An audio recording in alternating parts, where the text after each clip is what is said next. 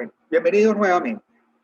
¿Alguna pregunta, alguna inquietud, algo que no haya quedado claro de nuestra sesión anterior?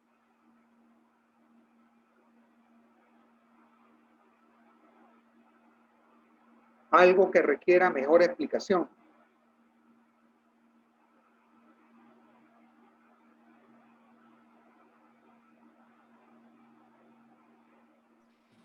Profe, mi opinión no, todo se entendió.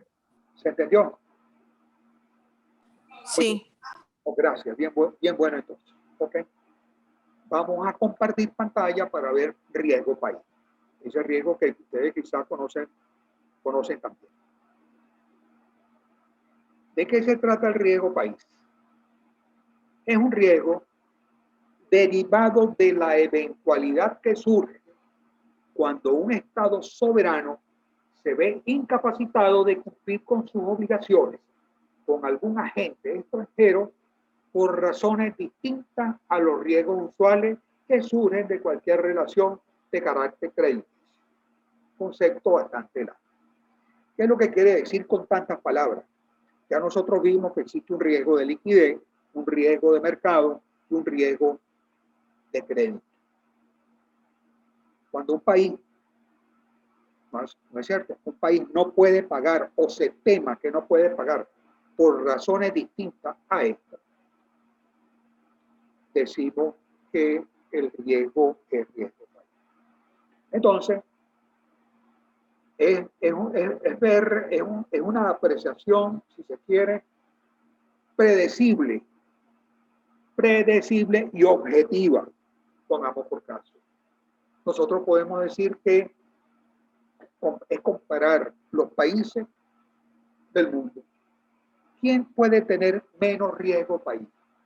¿O quiénes podemos tener más riesgo país? ¿Dónde es más seguro invertir? ¿Es más seguro invertir en Europa y en los Estados Unidos que en el Asia, el África o América Latina? ¿Quién tendrá el mayor índice de riesgo país? ¿Un país africano? ¿Un país del centro de Europa? ¿Canadá? ¿Los Estados Unidos? ¿Qué piensan ustedes?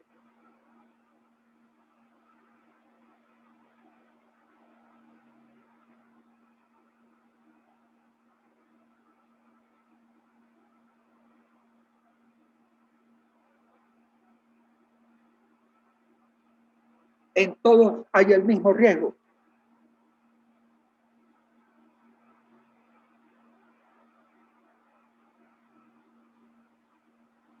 Sería para nosotros indiferente si tuviéramos algo de dinero invertir en cualquier parte del mundo.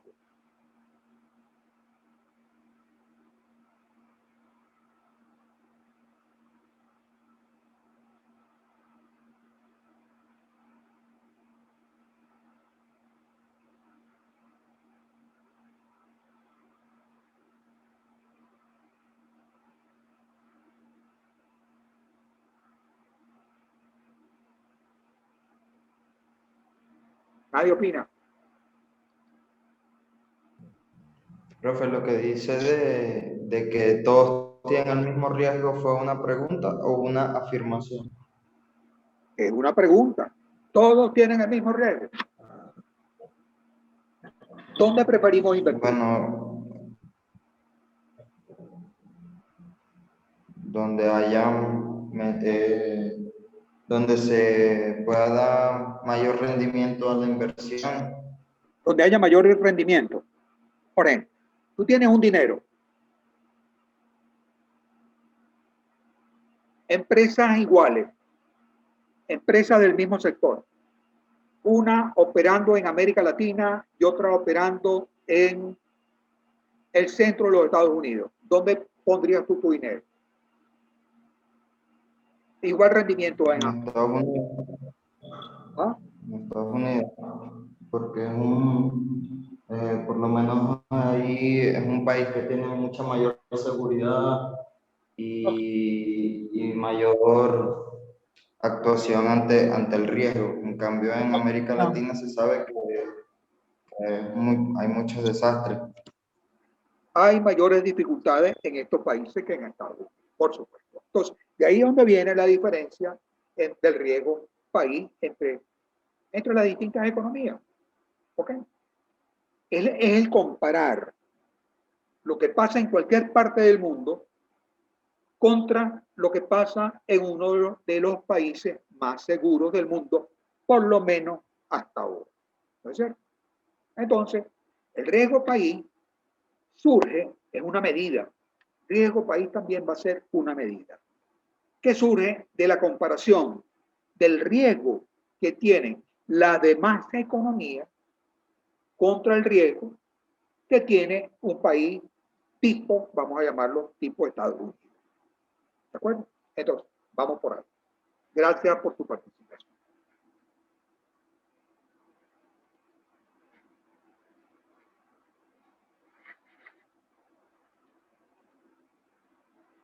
Este indicador, o sea, existe una medida para ello y este indicador se llama MBI, Emerging Markets Bonds Index, o indicador de bonos de mercados emergentes, el cual es calculado y publicado por el JP Morgan Chase, un banco norteamericano. Este banco norteamericano inventó un índice, ¿no sé? Y este índice es utilizado hoy en cualquier parte del mundo. Y entonces ahí se miden los distintos, vamos a llamarlo, los distintos riesgos que tienen los países. ¿De acuerdo? Entonces, veamos de qué se trata. Forma de cálculo. Es un indicador que resulta de la comparación de la tasa de interés que ganan los bonos de una determinada economía con respecto a la de otro país donde el riesgo es mínimo. Por ejemplo, Colombia saca unos bonos, el Estado colombiano, el Estado, ¿no es cierto? Que el Estado garantiza el pago. Saca unos bonos al mercado. Y esos bonos salen a una cierta tasa de interés. Entonces se dice que el MBI va a ser la comparación de esa tasa de interés que van a ganar los bonos colombianos contra la tasa de interés que pagan los Estados Unidos, donde el riesgo es mínimo. Estamos comparando el riesgo colombiano contra el riesgo de los Estados Unidos. ¿Ok? Expresado en lo que el mercado dice que es la tasa de interés, oye, que es aceptable para poder colocar esos bonos. 5% en uno de los países, pongamos por caso, 1% en otro. ¿Cuál es la diferencia? 4 puntos. Aquí esos 4 puntos, ya lo vamos a ver más adelante, se habla de 400 puntos, le agregan 2 ceros. Entonces, a esos puntos son 4 puntos de diferencia en tasa de interés, significa 400 puntos. Pero es la comparación de la tasa de interés que pagaría un Estado con respecto a la tasa de interés que paga otro Estado. Venezuela, hoy, para conseguir dinero en el exterior, ¿qué tasa de interés debería pagar en comparación con la tasa de interés del mercado norteamericano? No es una pregunta, solamente un comentario. Mire, Venezuela dejó de pagar la deuda que se le inició en el año 2019. Ya vamos por ahí.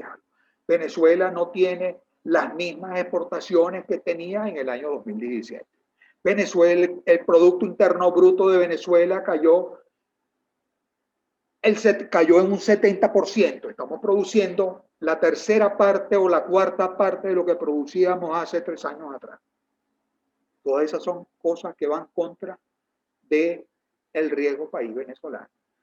Uno va sumando que tenemos menos exportaciones, tenemos menos Producto Interno Bruto, que dejamos de pagar, que estamos endeudados, porque la deuda nuestra es grandísima en comparación con nuestro producto. ¿Ok? Entonces, ¿cuál sería el riesgo país de Venezuela? Ok. El riesgo país de Argentina, un país que, bueno, viene sufriendo una devaluaciones, viene con problemas, que no logra resolver su problema, su situación, ¿ok? Interna. Comparémosla con Alemania, pongamos por caso, Alemania, un país, oye, que pudo allá en los años 90, pudo absorber a la Alemania oriental, a la Alemania, vamos a ponerle unas comillas, a la Alemania comunista. Y no pasó nada. Y ha venido liderizando el grupo el grupo euro allá en Europa. Okay. ¿Es comparable una economía latinoamericana con estas economías? Okay. ¿Cuál debería ser el riesgo país de Alemania en comparación con el riesgo país de Argentina o de Venezuela? Okay. Entonces son cosas que nos dan para pensar. Decimos entonces que el riesgo país representa la sobretasa, la diferencia de tasa que debe pagar un país de mayor riesgo cuando concurre a los mercados internacionales en busca de financiamiento. México, así, tiene que pagar 7 puntos más que los Estados Unidos si va a buscar financiamiento en el Fondo Monetario o en cualquier otra parte. Tiene que pagar 7 puntos, 700 puntos básicos, ¿ok? Que es lo que estamos hablando de agregarle los 2 ceros. Y así cualquier país. Ya vamos a ver las tablas aquí de los rankings que hay a nivel mundial. ¿De acuerdo? Se calcula a través del sistema de puntos o NBI publicado por el JP Morgan. ¿Ok? Veamos esas tablas. Aquí tenemos 2 valores. ¿No es cierto? Lo importante no son los valores que había, sino las diferencias de los valores entre un país y otro. Croacia, un país europeo, 43 puntos básicos. Ecuador, país latinoamericano, 826, 200 veces más. ¿No es cierto? ¿Cuántas veces? Sí, poco de veces más.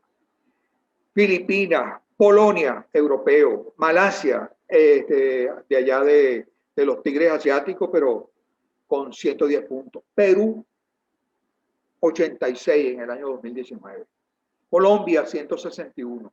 Ucrania, no aparece un país llamado Venezuela. Ahí no aparece en este. Argentina, sí aparece, mira, con 1748, 13 de diciembre de 2019. Sudáfrica, México, 175. Rusia, 130. Los países latinoamericanos deberían estar en el orden de los 100. ¿Ok? Brasil, 215. Turquía, 403.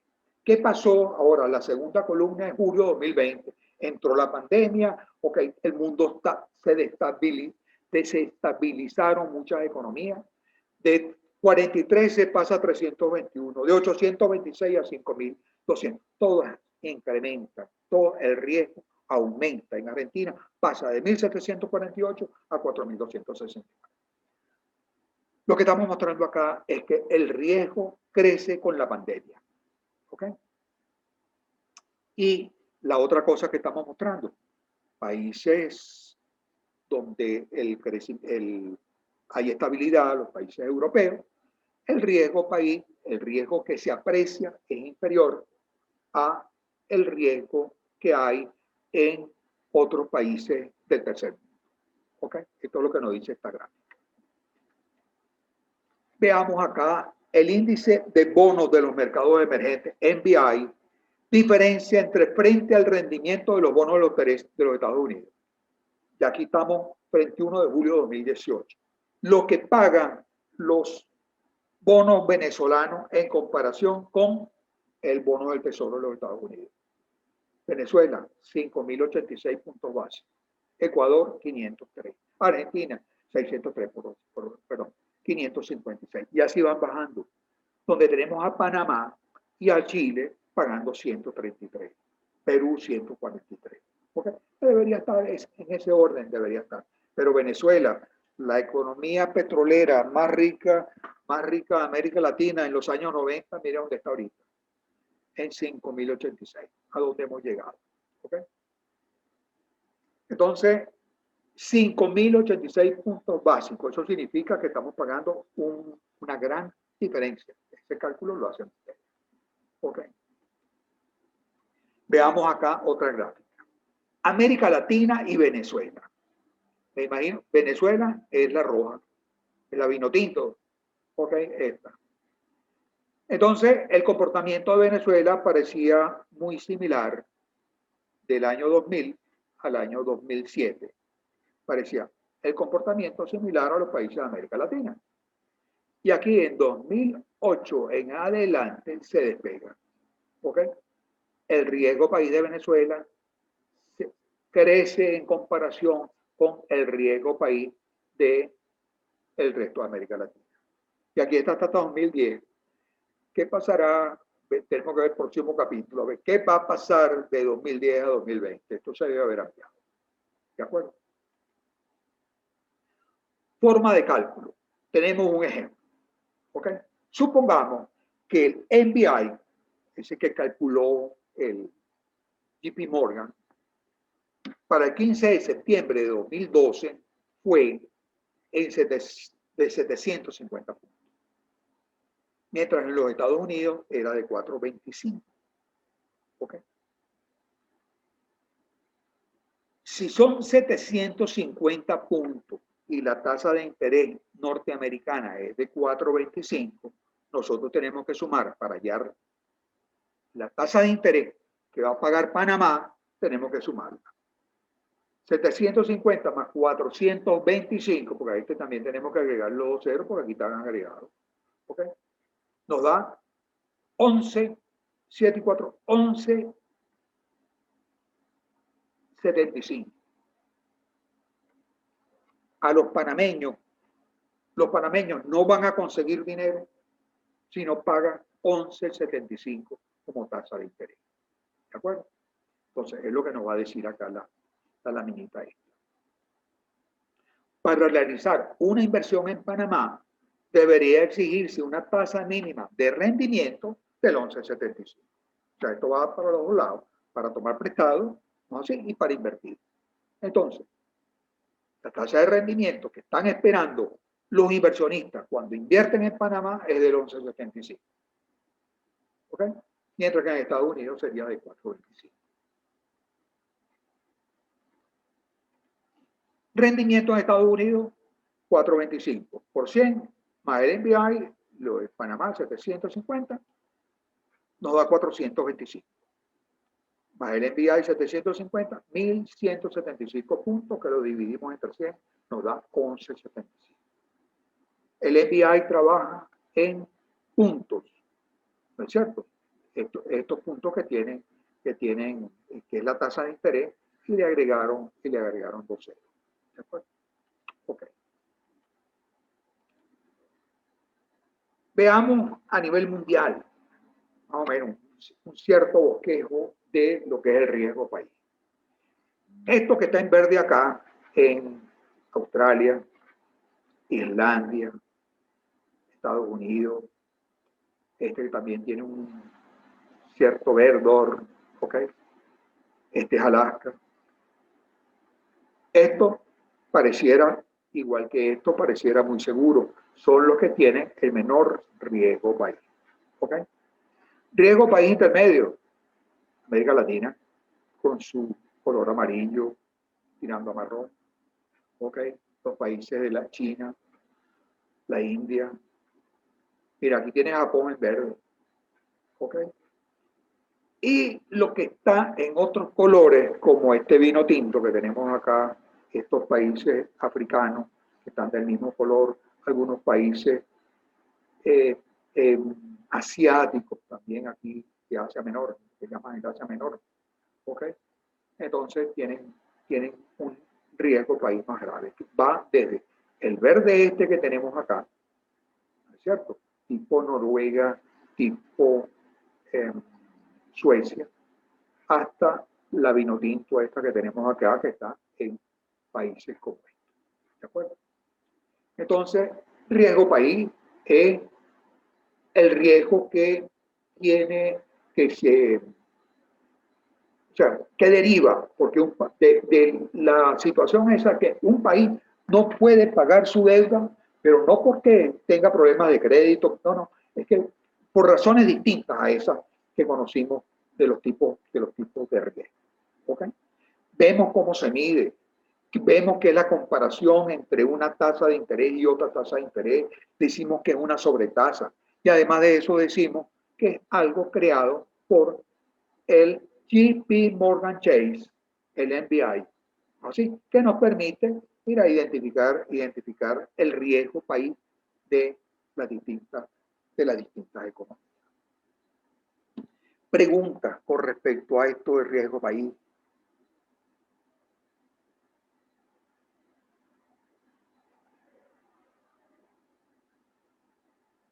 ¿Alguna intervención? Profe, Ajá.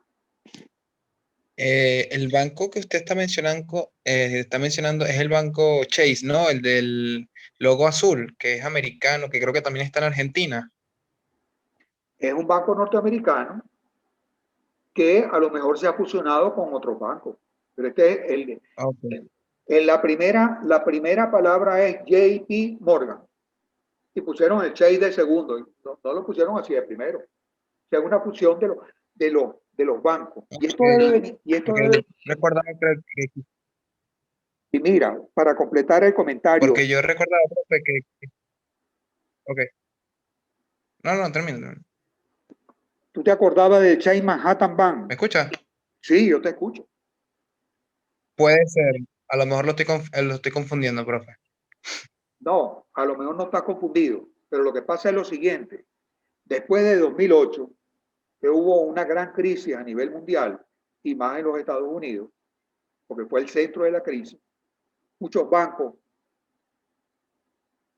salieron de mercado. Y entonces hubo fusiones. Mira, yo tendría que revisar esta cuestión aquí, no me percaté. De JP Morgan y Chase, ¿se fusionaron? Es posible que sí. ¿De acuerdo? El Chase tenía el logo azul. ¿Sí? Tenía el logo azul. Entonces puede ser eso, profe, que usted está indicando. Puede ser eso. Sí. Ok, traemos la aclaratoria para la próxima. Ok, para la próxima sesión, no, para la próxima clase. Ok, ¿alguien más quiere intervenir? Profe, yo tengo una duda. Ajá. ¿Esto del riesgo país aplica cuando un país quiere invertir en otro o cuando un comerciante quiere hacer una inversión en otro país? Ok. Un inversionista, cuando dice, quiero invertir en otro país, un comerciante quiere invertir en otro país, toma en consideración el riesgo país. A nosotros nos tocó trabajar de cerca con esto llamado riesgo país. Allá en los años 90, en el año 96, se privatizó Sidor. Vinieron una empresa argentina, vino a Sidor y invirtió en Sidor. O sea, sustituyó al Estado en Sidor.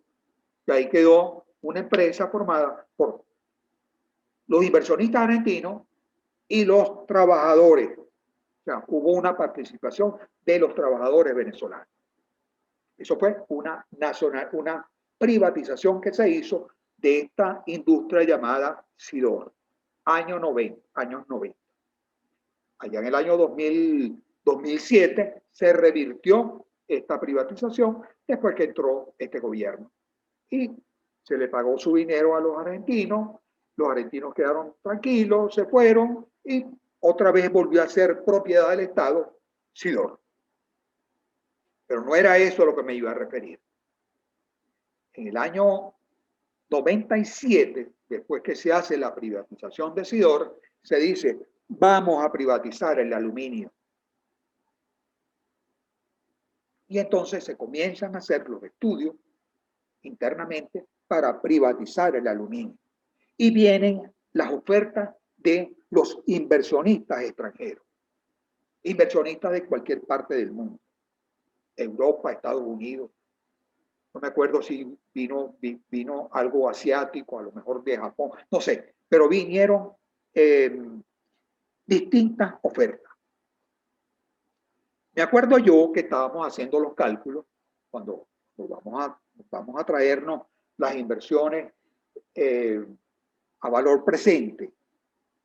Vamos a traer los valores de lo que tenemos en el aluminio. Alcasa, Benalum, Bauxilum, Carbonorca. Todas las empresas se iban a privatizar. Yo me acuerdo que estábamos trabajando con una tasa de, no me acuerdo si era del 15%, vamos por caso. Y estábamos haciendo nuestros cálculos con el 15%. Y llegaron los señores que querían comprar, decían, yo no aplico el 15%. Aplicaron 10 puntos más arriba. Porque cuando estábamos hablando de 15%, no estábamos incluyendo el riesgo país de la Venezuela de aquel entonces. Entonces pidieron, mire, modifiquen sus cálculos. ¿Ok? Aquí tienen que hacer los cálculos que ustedes, lo que quieren hacer, de actualizar los rendimientos que pudiera generar o la producción, la operación de Alcasa y Benalum, y las otras dos, tienen que hacerlo con una tasa de descuento del 25%. No aceptamos que sean los valores calculados al 15%. Y en efecto, ok, es razonable. El inversionista quiere considerar el riesgo, todo el riesgo país, todo lo que significa invertir en un determinado país que no tiene las mismas condiciones, vamos a llamarlo, que un país europeo, que un país norteamericano. Y de hecho, iban a invertir en Venezuela, año 97. Y en el año 99 cambia el panorama. ¿Cuál era el riesgo que estaban corriendo? Era solamente 15 puntos más, 10 puntos más. Era dejar preso la inversión que ellos iban a realizar aquí en el país. Era dejarla presa aquí en Venezuela. Después de eso no la iban a poder sacar. ¿Okay? Entonces, es el riesgo. Riesgo país es el riesgo que corre un inversionista cuando va a colocar su dinero en un país que no es el de él. Es el riesgo que corre un banco cuando le va a prestar a una empresa en un país, ¿no es así? Que no es el de él, que no es del banco, que no es la sede del banco. Entonces ellos tienen que hacer sus cálculos porque están corriendo un riesgo. O sea, el riesgo de todas las operaciones que significan enfrentar a ese país, sede de una inversión, sede de un préstamo. ¿Aclara la pregunta? ¿Te aclara? Sí, profe, gracias. Ok. Mira, nos vamos para la tercera de nuestras sesiones. Si no hay nada más. ¿Hay alguien más que tenga alguna pregunta?